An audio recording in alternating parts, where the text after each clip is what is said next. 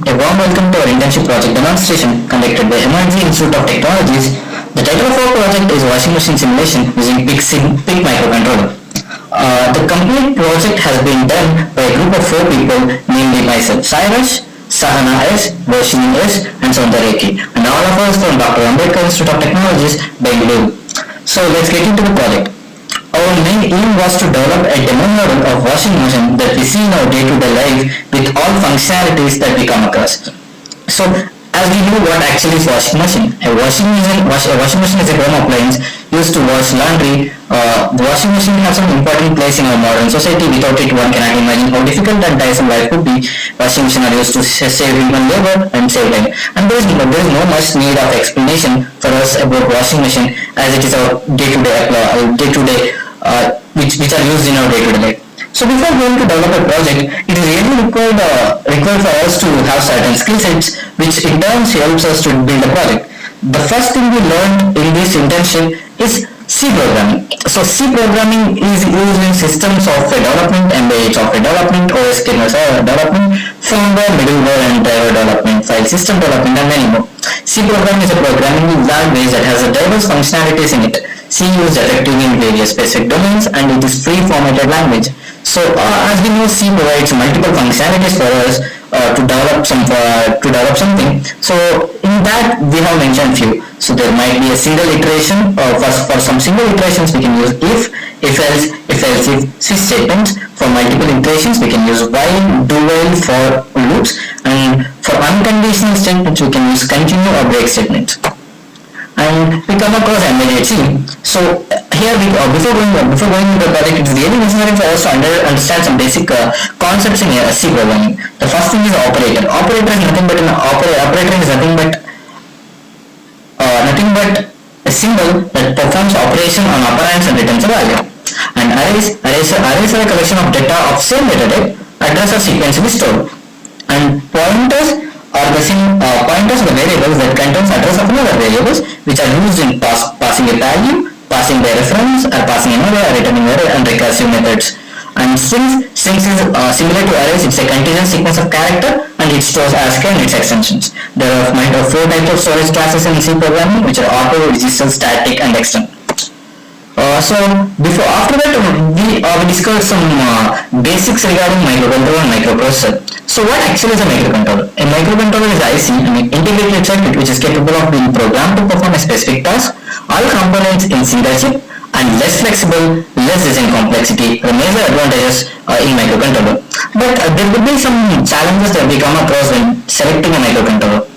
Then we have mentioned few of them are mentioned here. The first thing is for what application we are selecting a microcontroller. That plays very key role before deciding which microcontroller we are going to program. And the second one is availability of tools. So whenever we are developing a product, it is really necessary for us to check whether the microcontroller contains all the tools that we actually require while developing a project. And price and performance are the key factors while developing a project that everyone come across. And some special capabilities that a microcontroller can offer will be an added advantage before choosing a microcontroller.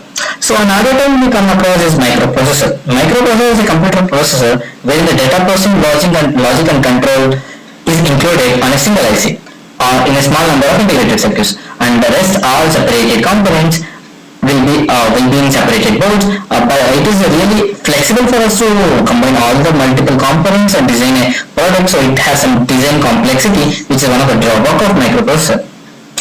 So as we were discussed about embedded system projects, embedded system software and all, so what actually is an embedded system? Any combination of hardware and software which is intended to do a specific task can be called as an embedded system. So we can repeat, any combination of hardware and software which is intended to do a specific task is called as an embedded system.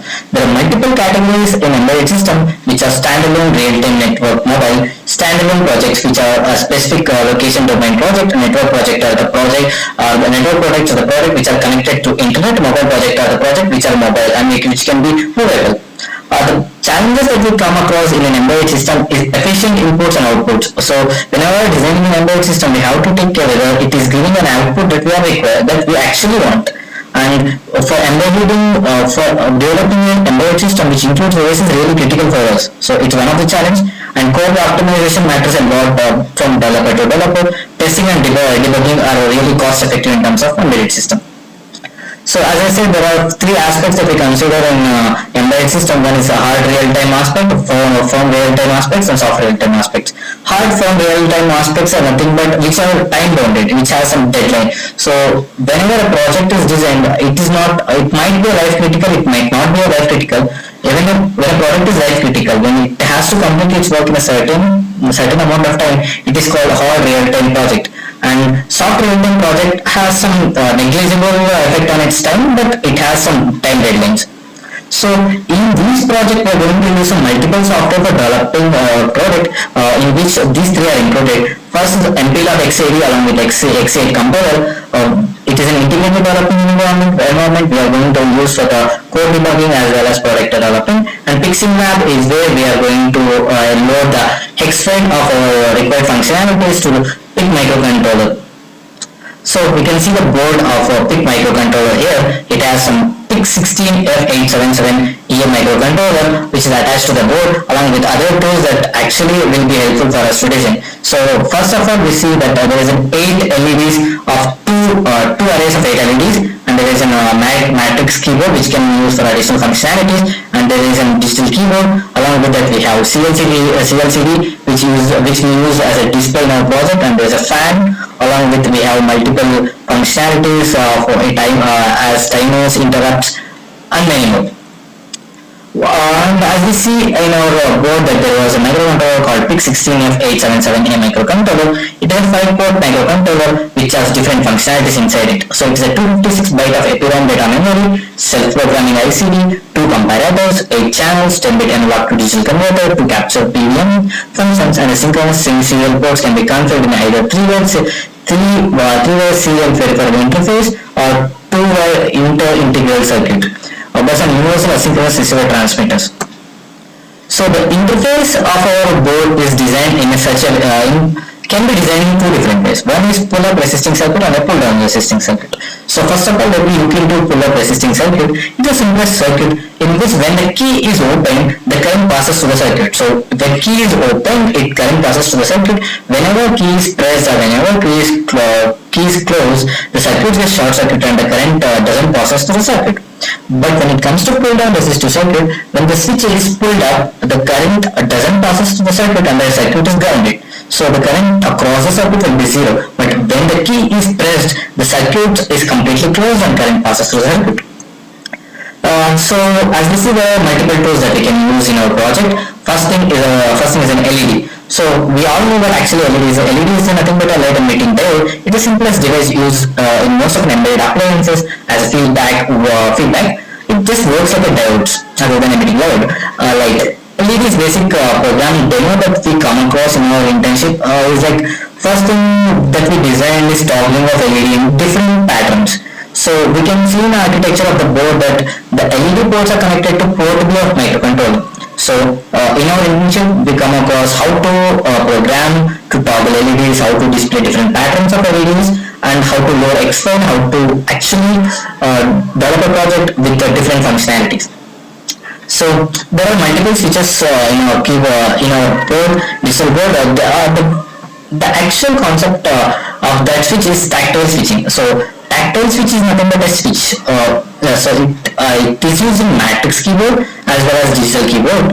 When distinguish a pull-down interface, R1 should be 10 times greater than R2, where we see in our tactile circuits.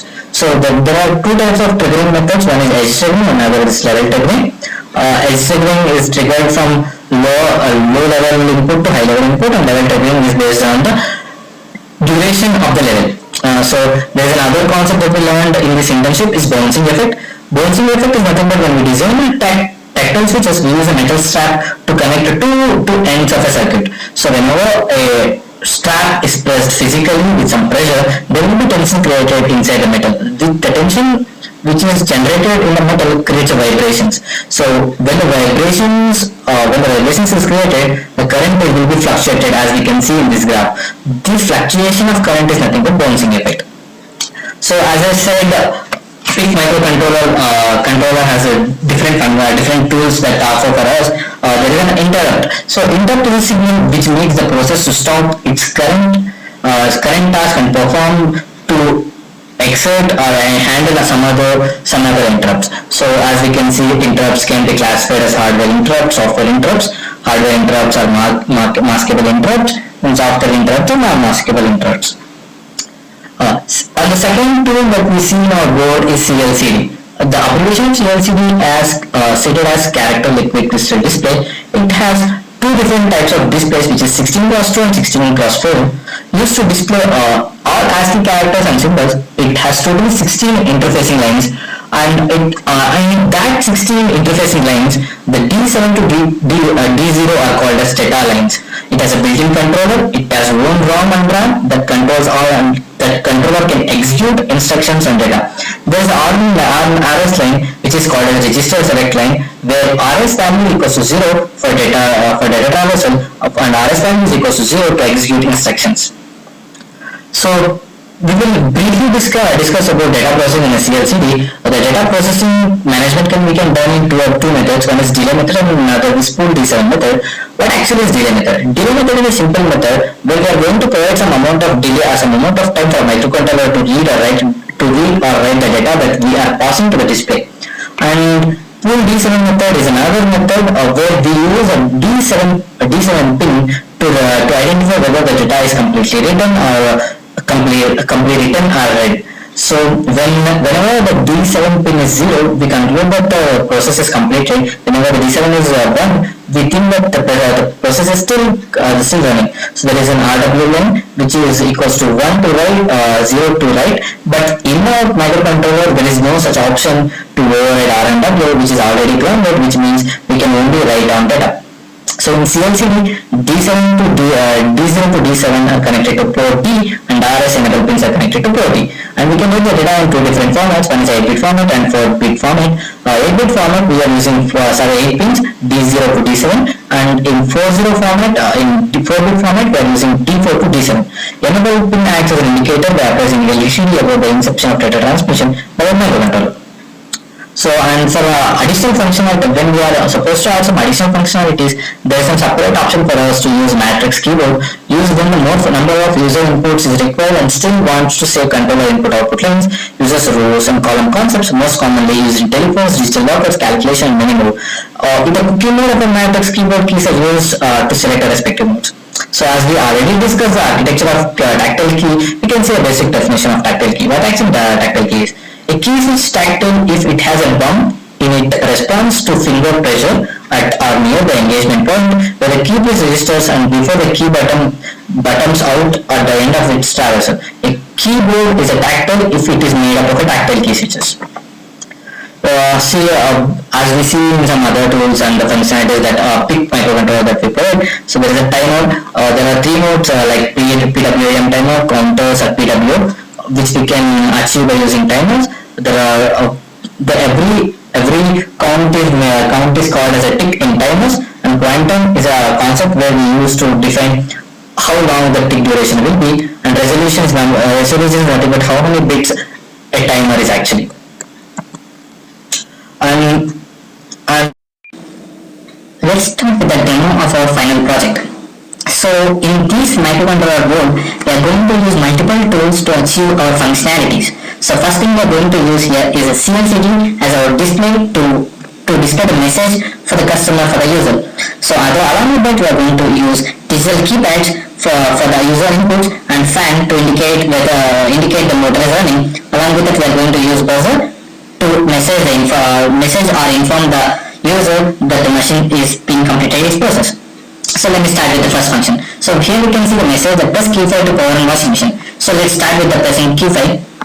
So we can see whenever a user press key 5, the washing machine promotes us to a display called powering on washing machine. After that, it gives us a message to select which washing program to be run. So here we can see there are multiple programs that we have been added to its functionalities. See where we can see heavy, delicate, white, and multiple options. So how to select a program? It's as simple as that. So whenever a user wants to select a program, he just want to long press the key 4. That's it, nothing more than that. So whenever a user presses a key for a duration more than 50 seconds, the program will be selected and it promotes to the water level. We can see out here.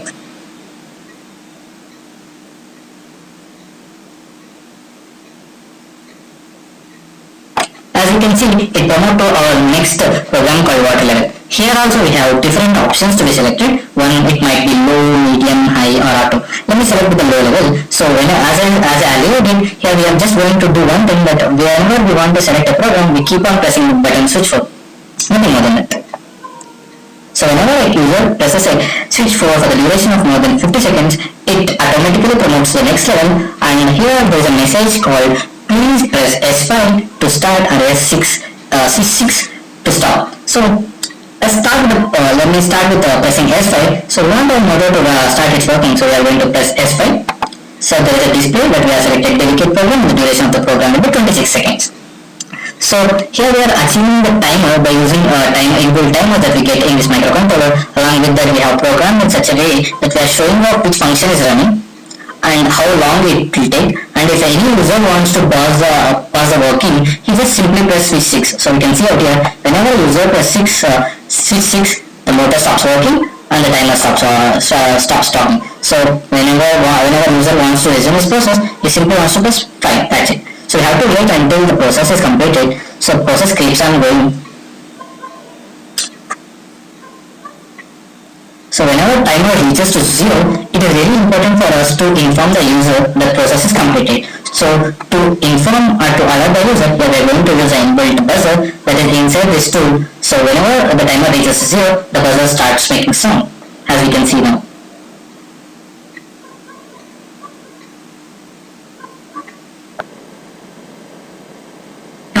Whenever timer is 0, buzzer starts buzzing for a duration of 3 seconds and the complete process is completed, and the washing machine promotes to the earlier program called to select which program to run again. And that's it. Thank you so much for this opportunity and a great learning experience for EMERTXE.